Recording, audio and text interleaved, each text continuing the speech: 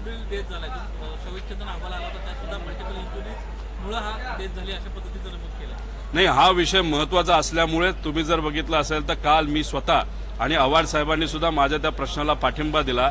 तो विषय मी स्वतः त्या ठिकाणी सरकारला विचारला होता, त्याच्यावर जाब विचारणार होतो की काय झालं, पण कालचा हाऊस न चालल्यामुळे आणि म्हणजे काल जर आपण बघितलं म्हणजे जे अबू आझमी आहेत आता त्यांना मुद्दामून कुणीतरी बोलायला लावलं का काय झालं. म्हणजे या पवित्र भूमीमध्ये औरंगजेबचं गुणगान कोण गाणत असेल तर त्याचा विरोधच आपण सगळ्यांनी केला पाहिजे. पण हे वातावरण गरम होत असताना अबू आझमी एकदमच त्या ठिकाणी उठले आणि असं काहीतरी पत्रकारांना बोलले की त्याच्यामुळे अशी आता चर्चा सुरू झालेली आहे की सगळ्यांचं लक्ष मेन विषयाकडे न जाता हे कुठेतरी दुसऱ्याच विषयाकडे जावं यासाठी त्यांनी तो प्रयत्न केला का. आणि ते सगळ्या गोष्टी झाल्यामुळे कालचा हाऊस चालू शकलं नाही आणि ते न चालल्यामुळे आम्हाला हा मुद्दा मांडता आला नाही. पण सोमनाथ सूर्यवंशीचा मुद्दा सुद्धा त्या ठिकाणी महत्वाचा आहे, त्याच्या बाबतीत लक्ष देण्याची जरूरत आहे. आणि राहिला अबू आझमीचा प्रश्न, आम्ही म्हणजे माझ्या लेवलला नाही पण आमच्या नेत्यांच्या लेवलला त्यांना विनंती करून आम्ही नक्कीच अखिलेश यादव साहेबांना विनंती करणार आहे की असे गुणगान गाणारे औरंगजेबचे जे तुमचे अध्यक्ष असतील महाराष्ट्राचे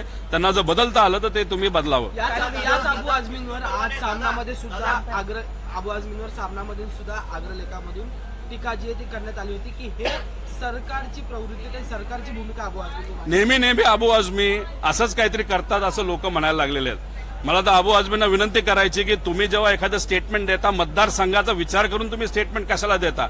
मग तुम्हाला कुठलाही अधिकार नाही की तुम्ही राज्याचे एसपीचे अध्यक्ष आहात.